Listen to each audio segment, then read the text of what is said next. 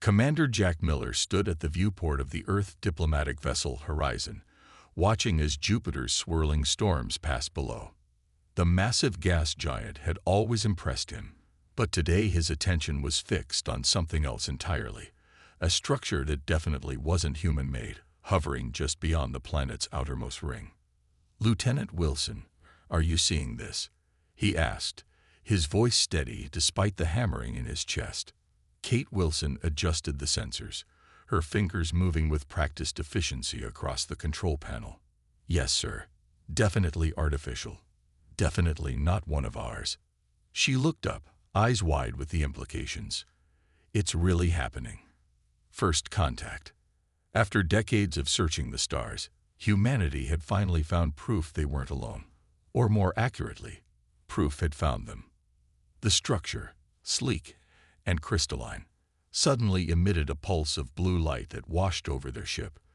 The Horizon's systems flickered momentarily before stabilizing. "They're scanning us," Kate said. "Should I raise shields?" Jack shook his head. "No, we're here as diplomats, not soldiers." He straightened his uniform. "Open a communication channel. All frequencies." Before Kate could comply, their main screen activated on its own. A face appeared. At least, Jack thought it was a face. The being had iridescent skin that shifted colors like oil on water, with 3 vertical slits where eyes might be on a human. Its mouth was a horizontal line that didn't move when it spoke. "Earth vessel," the being said in perfect English, clearly having analyzed their language during the scan. "I am emissary Zol of the Veldari, representatives of the Galactic Council. Your presence is acknowledged." "Not welcomed," Jack noted. "Just acknowledge." "Emissary Zol," Jack replied with a slight bow. "I am Commander Jack Miller of Earth. This is a historic moment for our people." The Veldari made a sound that might have been a laugh. "Perhaps for you. For the Council, it is merely routine. Another primitive species reaching beyond their atmosphere." Kate tensed beside him, but Jack maintained his diplomatic smile. "We are eager to learn about the Council and establish peaceful relations." "As expected," Zol replied. "Your ship will be permitted to dock with our outpost. 2 representatives only. We will determine your species classification and permitted activities within Council space." The screen went dark before Jack could respond. "Well, that was rude," Kate muttered. "That was politics," Jack corrected her. "Interstellar politics, apparently." 3 hours later, after docking procedures that felt unnecessarily complex, Jack and Kate stood in what appeared to be a conference room within the Veldari outpost. The walls shimmered with displays showing star maps Jack didn't recognize. Several aliens had joined Zol, some vaguely humanoid, others completely foreign to human concepts of anatomy. None seemed particularly impressed by the Earth representatives. "Your species has achieved rudimentary space travel," a tall, spindly being noted, consulting a floating display. "Fusion power, basic genetic modification, preliminary artificial intelligence, standard development curve for carbon-based life. We've made substantial advances in the last century," Jack offered. "All species believe their progress impressive," another alien responded dismissively. "The Council has encountered thousands of worlds at your development stage." Zol stepped forward. "Earth will be granted Category 3 status. This permits limited access to designated trade routes with appropriate tariffs. No weapons technology exchange. No faster-than-light propulsion sharing. Standard restrictions apply." "We were hoping for a more comprehensive cultural and scientific exchange," Kate said carefully. The aliens exchanged glances that Jack couldn't interpret. "Perhaps in time," Zol said. "For now, be grateful for Category 3. Many species receive far less." As they were escorted back to their ship, Jack whispered to Kate, "They think we're children." Kate nodded. "They have no idea what humans are capable of. Earth's gravity, radiation levels, and environmental pressures have made us more adaptable than they realize." "Then let's not enlighten them just yet," Jack replied with a small smile. "Sometimes being underestimated is the greatest advantage." As the Horizon disengaged from the outpost, carrying humanity's first official contact report back to Earth, neither Jack nor Kate could have predicted how right they were, or how dramatically humans would reshape the galaxy in the years to come. 5 years had passed since first contact. Earth had changed rapidly. Small trading outposts now orbited distant stars, operating under the strict regulations of the Galactic Council. Humans adapted quickly to their limited place in the galactic order, but they didn't always follow the rules. Dr. Zartek, a senior council scientist, frowned at the data displayed on his screen. The readings couldn't be correct. He ran the analysis again, but the results remained unchanged. "This cannot be possible," he muttered, his 4 eyes blinking in sequence as he studied the human medical profiles. The door to his laboratory slid open. "You requested to see me?" asked Council Overseer Dren. Zartek gestured to his screen. "The humans. They're displaying unusual radiation tolerance, far beyond what their physiological development should allow." Dren moved closer, his scaled skin catching the light. "Perhaps their planet's magnetic field is weaker than we assumed. Natural selection would favor radiation resistance." "That's just it," Zartek continued. "Their planet has higher background radiation than we initially measured. They evolved in an environment that would be harmful to most Category 3 species." Dren waved a dismissive hand. "Interesting but hardly significant. Their technology remains primitive by Council standards." At that exact moment, in a laboratory on Earth's lunar base, physicist Lisa Morgan was proving that assumption wrong. "Energy stabilization achieved," she announced to her team as the experimental faster-than-light communication device hummed to life. Unlike the Council's FTL systems, which required enormous power and rare minerals, Lisa's design used a fraction of the resources. "Signal integrity at 97%, her assistant reported. "That's 3 times better than last week's test." Lisa smiled. "Send the results to Ambassador Powell. The Council won't be able to ignore this breakthrough." In the diplomatic quarter of the massive Council hub, Ambassador Sam Powell received Lisa's report just before his scheduled meeting with the Council's Trade Committee. "You're requesting expanded territory rights?" asked the Veldari representative, the same species that had first contacted Earth. "On what grounds?" Sam placed a data crystal on the table. "Earth is prepared to share our new FTL communication technology in exchange for adjusted status and expanded colonization rights." The aliens exchanged glances. "This is merely an improved version of existing technology," the Veldari said after examining the data. "Hardly worthy of status reconsideration." "Then we'll continue developing it independently," Sam replied calmly, "and pursue other avenues of cooperation." What the Council didn't know was that humans had already begun establishing settlements beyond authorized space. Small at first, research outposts, mining operations, listening posts, all carefully hidden from Council surveillance. On one such unauthorized outpost orbiting a distant red dwarf star, Commander Frank Harris oversaw the installation of defensive systems that incorporated reverse-engineered Council technology. "Keep the power signatures low," he instructed his team. "We can't afford to attract attention until Earth has more leverage." His second-in-command, Major Nor Adams, nodded. "The Council thinks we're just obedient newcomers playing by their rules." "Let them think that," Frank replied. "Humanity has always thrived when facing limitations. It forces us to innovate." Back on the Council hub, Zartek continued his research into human physiology, discovering more anomalies that troubled him. "Their neural adaptability is remarkable," he told his colleague. "They form new synaptic connections at rates nearly double the galactic average for similar species." "A curiosity, nothing more," his colleague replied. "They had a lucky evolutionary path." Zartek wasn't convinced. "I don't believe in luck at this scale. There's something about Earth we're missing." As humanity quietly expanded its influence and technological base, the Council continued to view Earth's achievements as fortunate accidents rather than indicators of exceptional potential. It was a mistake they would soon regret, as events beyond anyone's control were about to force a dramatic reassessment of humanity's place in the galactic order. The emergency alarm blared through the Council station near the Velen Nebula. Council members from various species hurried through corridors, their voices raised in panic. The displays showed the same terrible news. The Drenthax Empire had launched a sudden, devastating attack against Council outposts along the Outer Rim. Their fleet has already destroyed 3 defensive positions, reported the station commander, a tall Veldari whose skin had paled to a sickly blue. Our forces are overwhelmed. The Council's defense minister, a massive reptilian being named Grath, slammed his fist on the table. How did they penetrate our early warning network? Where are our reinforcements? 6 hours away at minimum, came the grim reply. The Drenthax chose their timing well.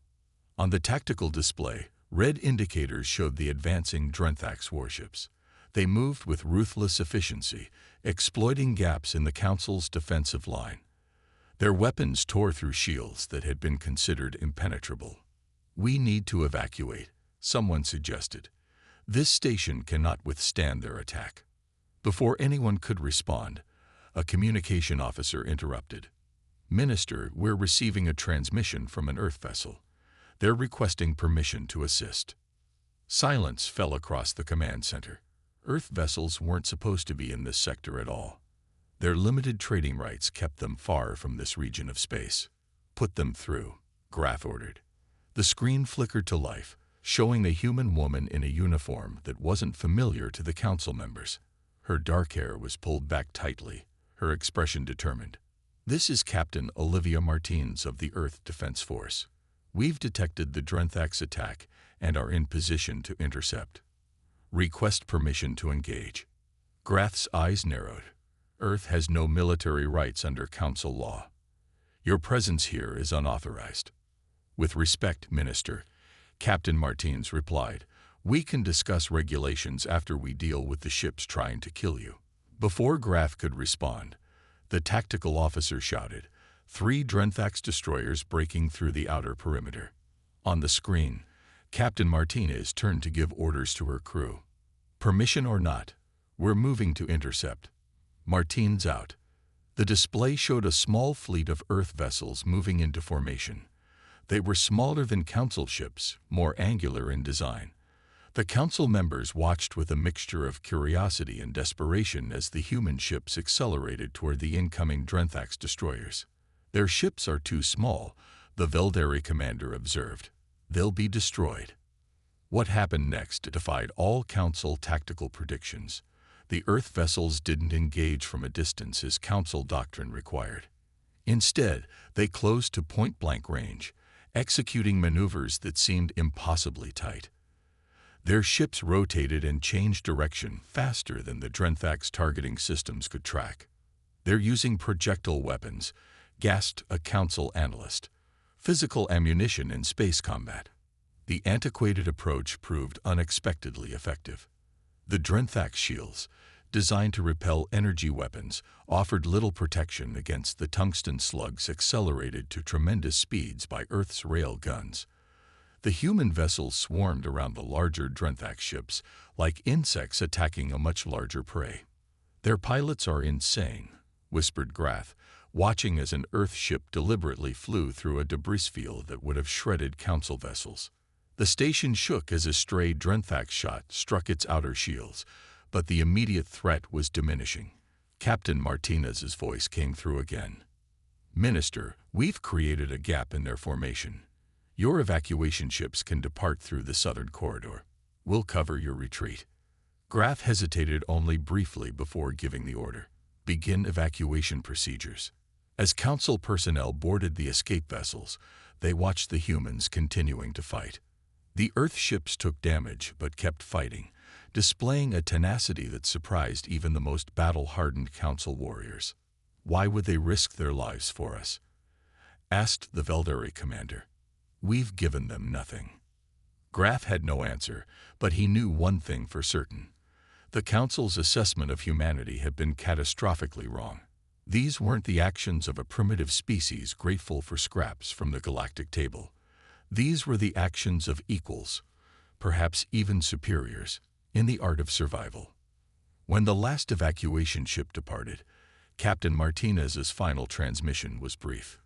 "Council Minister, once you're safe, we should talk about renegotiating Earth's status." The Council Emergency Summit convened 2 weeks after the Drenthax attack.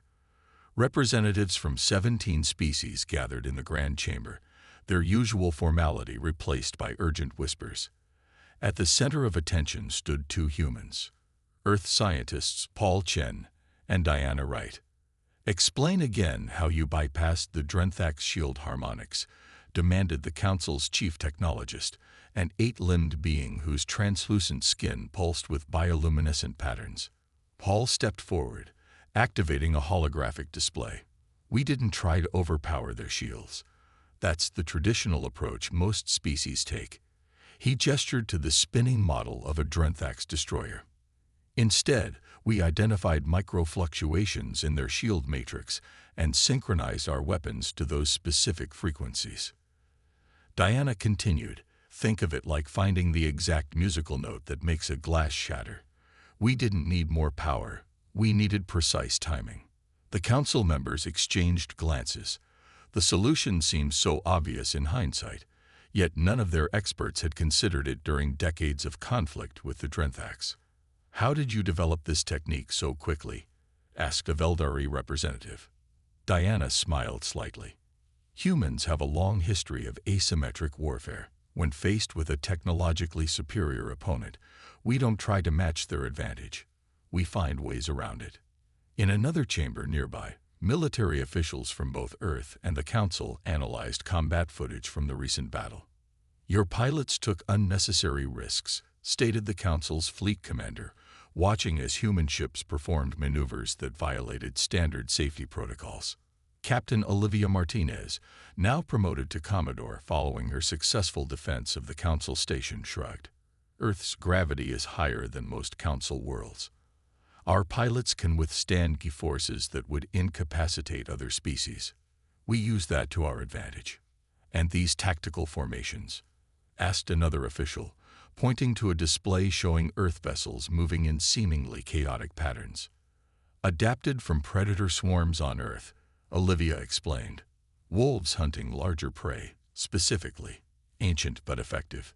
The Council's War Minister, Grath, observed silently from the back of the room. The humans' approach to combat was unlike anything in Council tactical doctrine. Their ships were smaller, less advanced, yet devastatingly effective, because they fought differently. They employed strategies from their planetary conflicts, guerrilla tactics, feints, ambushes, approaches that spacefaring civilizations had abandoned centuries ago. In the science division, another revelation was unfolding. A team of human engineers had disassembled a captured Drenthax communication array and reassembled it with Earth components, improving its efficiency by 30%.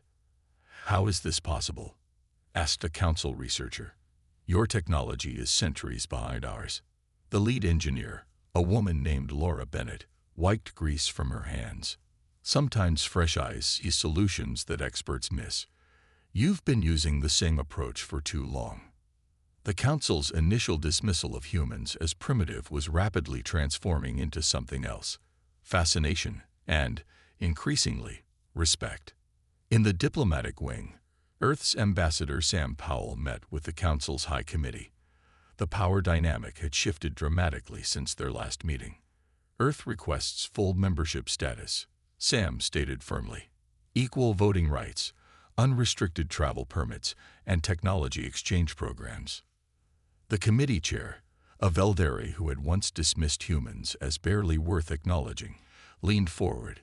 "In light of recent events, the Council is prepared to offer Category 2 status with limited." Sam interrupted politely but firmly. "With respect, that offer might have been acceptable before the Drenthax attack. Given humanity's contributions, we expect equal partnership or will pursue independent alliances with non-Council worlds." The committee members conferred in hushed tones before the chair responded. "The Council acknowledges Earth's unexpected capabilities. We will consider your request for full membership.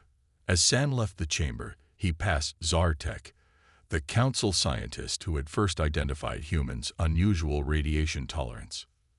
"You knew, didn't you?" Zartek asked quietly. "You knew Earth wasn't just another planet." Sam smiled. "We hoped you'd figure it out eventually. Humanity doesn't thrive because of our technology. We thrive because of how we think. And that's something you can't measure in a classification system." The massive domed entertainment complex on the council hub was filled beyond capacity. Thousands of beings from dozens of species crowded together, their attention fixed on the central stage where 5 humans performed what they called rock music. The lead singer belted out lyrics about love and rebellion, while the guitarist played a solo that made the translator devices struggle to convert the emotional content. "Fascinating," murmured a Veldari diplomat to his companion. "They express emotions so openly, so loudly." His companion, a scholar who specialized in emerging species, nodded enthusiastically. "Human art forms have spread faster than any cultural export in council history. Their music contains mathematical patterns that stimulate pleasure centers across nearly all known neurologies." Throughout the hub, evidence of Earth's cultural influence was everywhere. Alien chefs studied under human culinary masters, discovering that Earth's diverse ecosystems had produced flavor combinations unknown elsewhere in the galaxy. Restaurants serving authentic Earth cuisine commanded waiting lists months long. In the Grand Market, a crowd gathered around a human painter named Rachel Collins. Her canvas depicted a sunset over Earth's Grand Canyon, colors swirling in ways that seemed to capture emotions rather than just light.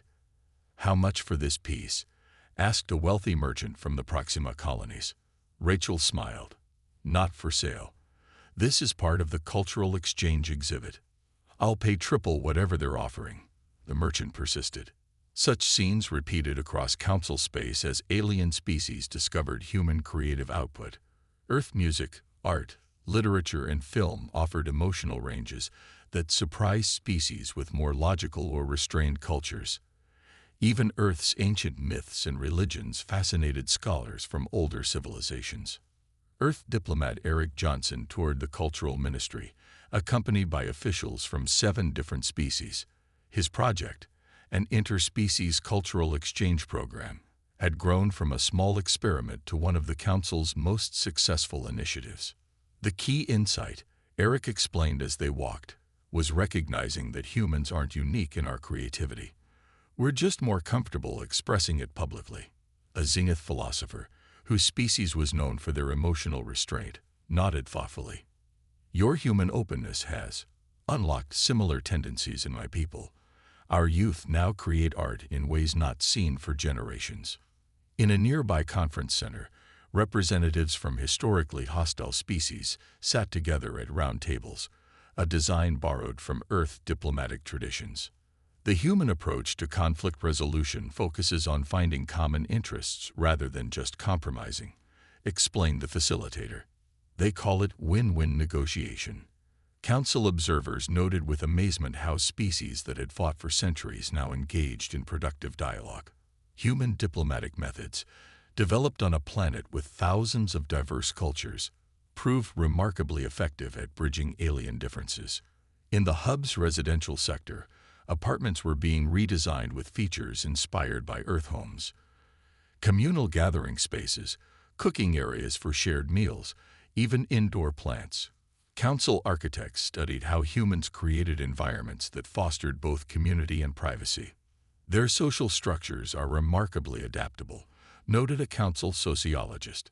"Humans form bonds across species boundaries with surprising ease." This adaptability extended to language as well.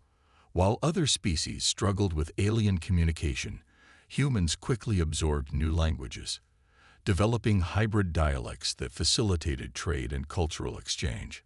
At the prestigious Academy of Sciences, alien students attended lectures on Earth history and sociology. Professor Maria Garcia's class on human collaborative models had the highest enrollment of any course offered. "What makes Earth unique," she told her diverse audience, "isn't that we're smarter or stronger than other species. It's that we evolved on a planet with thousands of distinct cultures, languages, and belief systems. We had to learn cooperation across differences just to survive. A student raised a tentacle. Is that why humans adapted so quickly to galactic society? Maria smiled. Exactly. For humans, meeting aliens wasn't really that different from meeting people from another country. We've been practicing cross-cultural communication for our entire history. In the Council's executive chamber, leaders debated the rapidly shifting social dynamics.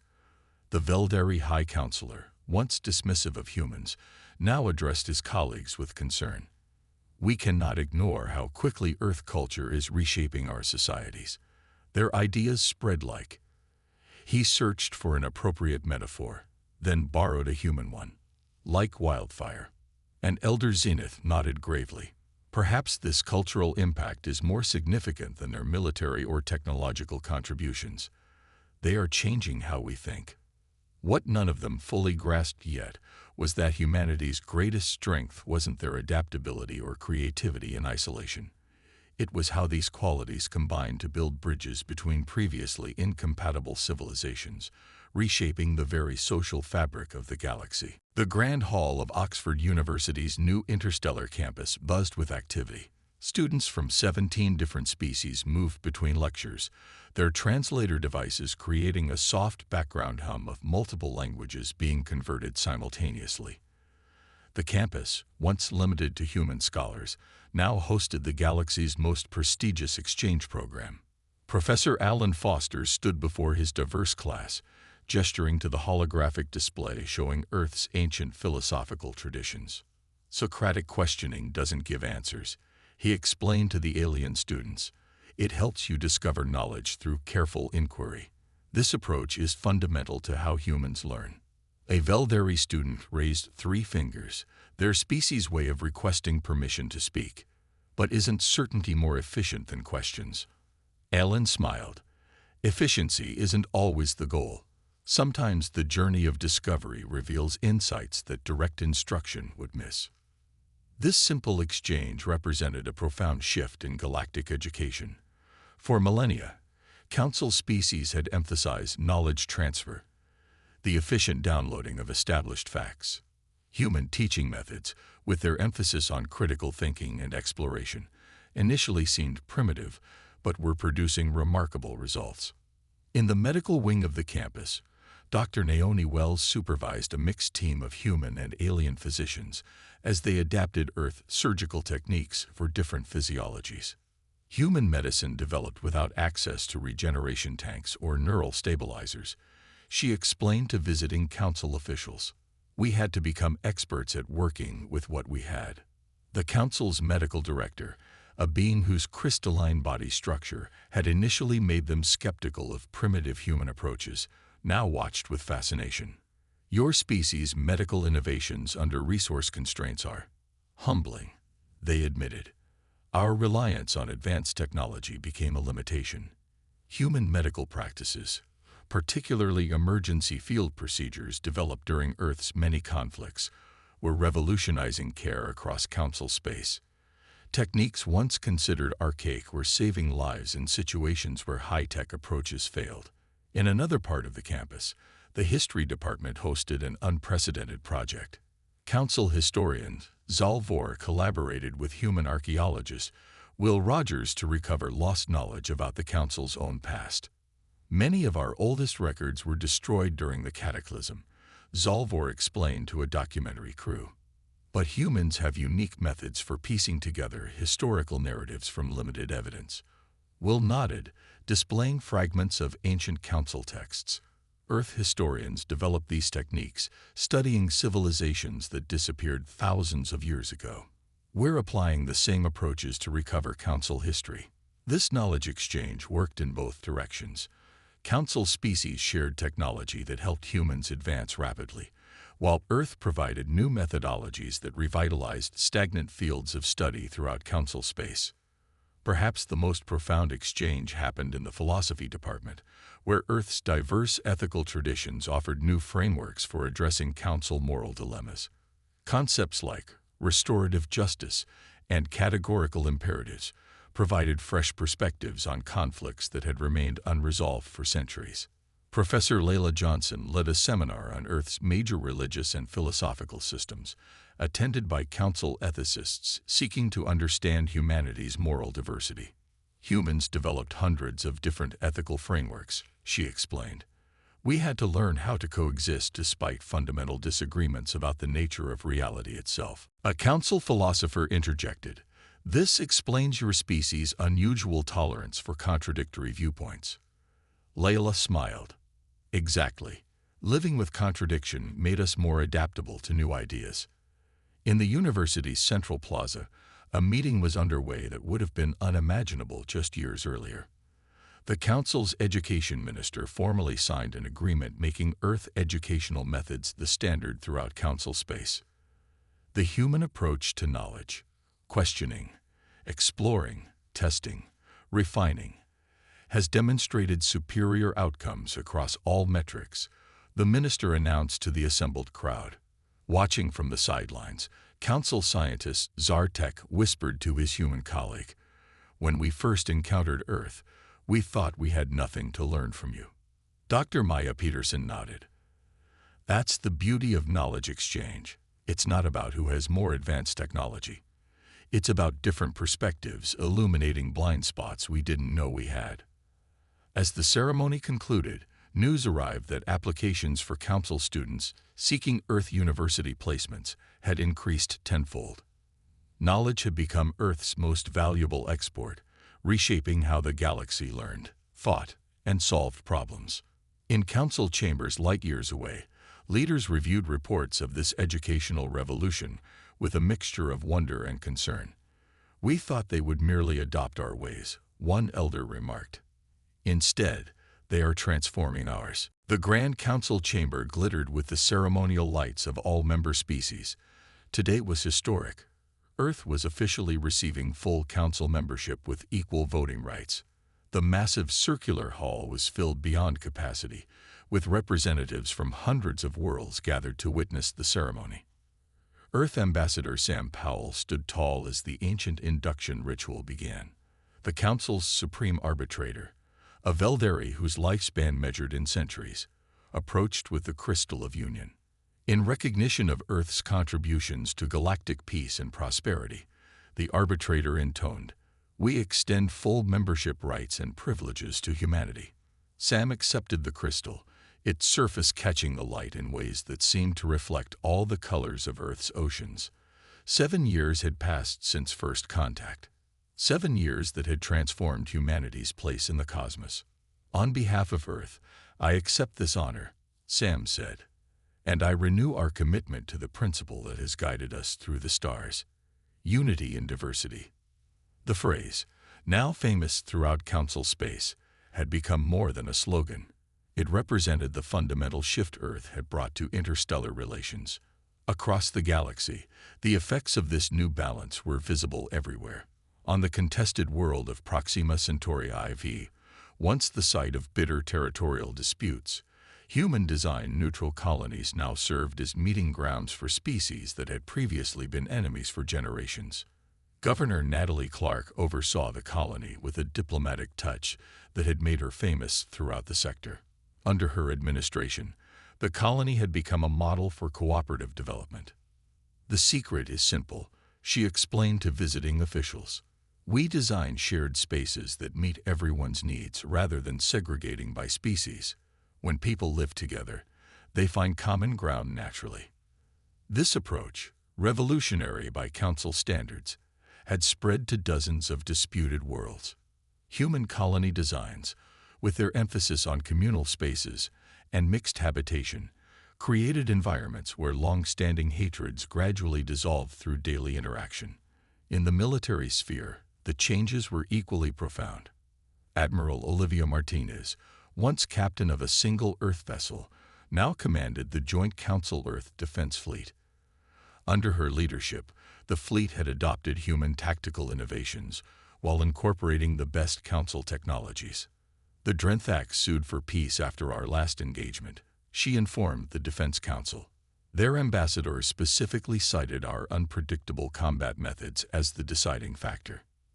The peace negotiations with the once fearsome Drenthax Empire represented perhaps the clearest example of humanity's impact.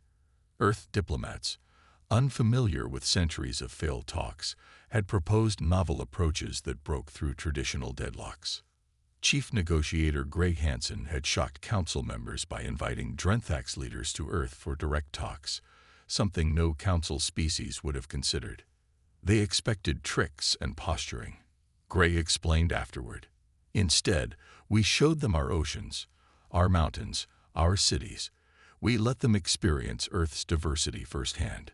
It changed their perspective. The resulting peace treaty ended a conflict that had persisted for generations before humans entered the galactic stage. In research facilities throughout Council space, the study of human adaptability had become its own scientific discipline.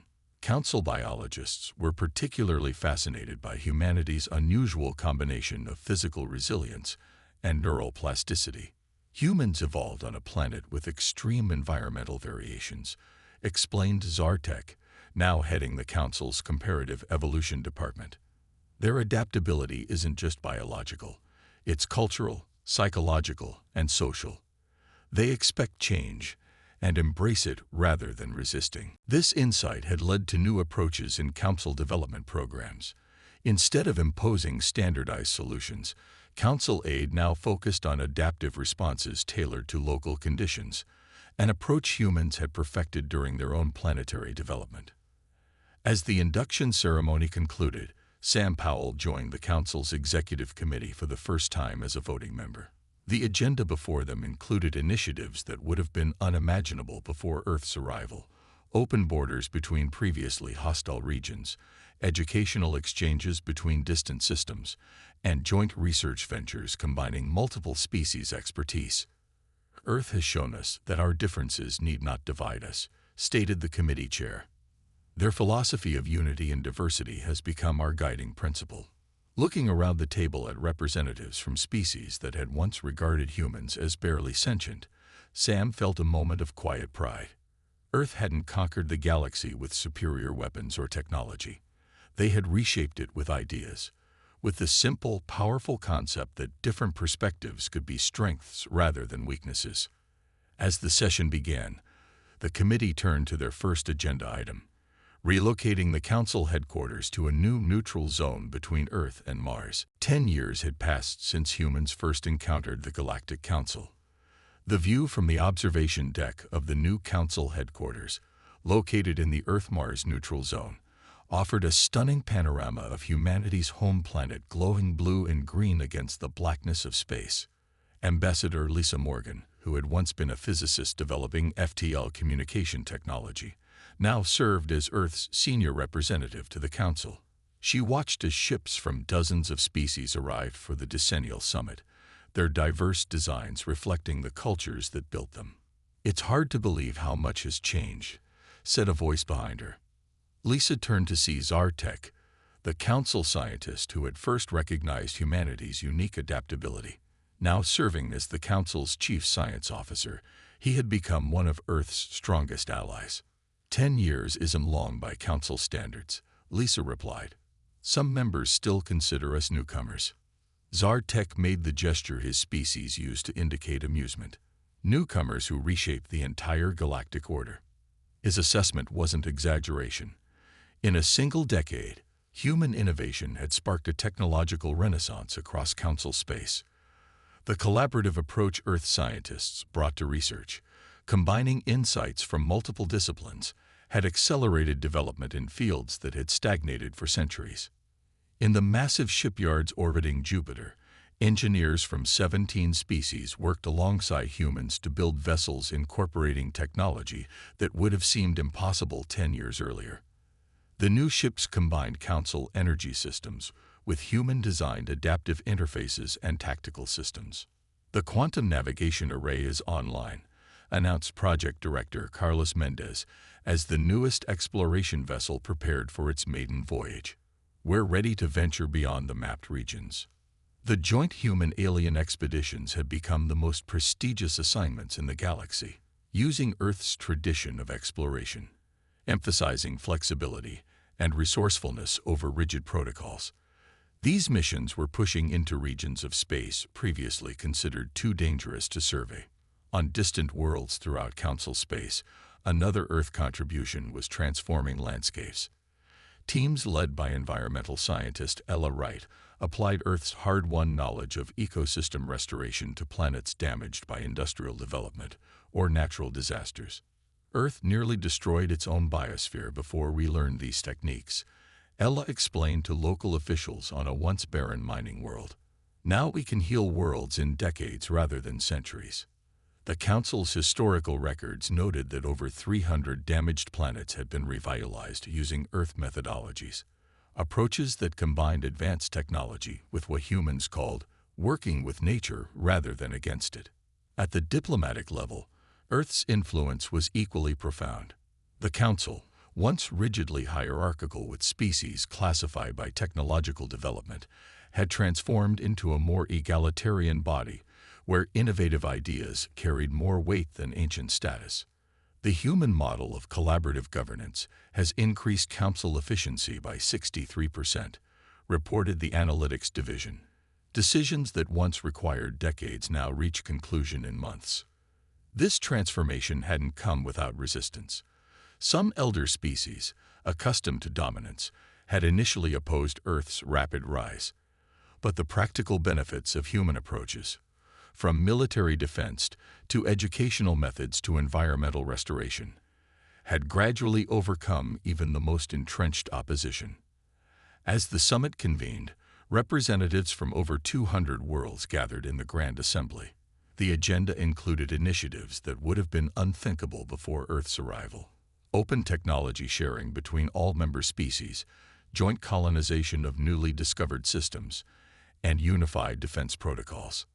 Admiral Olivia Martinez, now serving her final year as Supreme Commander of the Combined Fleet, delivered her report on galactic security. For the first time in recorded Council history, she announced, we have experienced 3 consecutive years without armed conflict between member worlds. A murmur of appreciation spread through the Assembly. This achievement alone justified Earth's elevated status within the Council. As the session proceeded, Lisa Morgan reflected on humanity's journey. When Commander Jack Miller and Lieutenant Kate Wilson had first encountered the Velderi outpost near Jupiter, humans had been dismissed as just another primitive species barely worth acknowledging.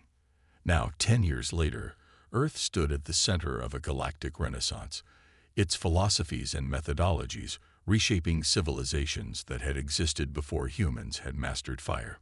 The final agenda item called for Council approval of the most ambitious project yet, the establishment of a transgalactic communication network based on Earth's FTL breakthrough, connecting regions of space previously isolated from each other.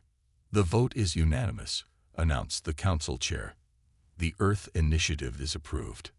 As applause filled the chamber, Zartek leaned toward Lisa. They thought Earth was just another planet, he said quietly. Now you're reshaping the entire galaxy. Lisa smiled. Not reshaping, she corrected. Just reminding everyone that our differences make us stronger when we work together. Outside the windows of the Council headquarters, Earth continued its silent rotation, a small blue world whose influence now extended to the farthest reaches of known space, proof that no planet is just another planet when its people bring new perspectives to the stars.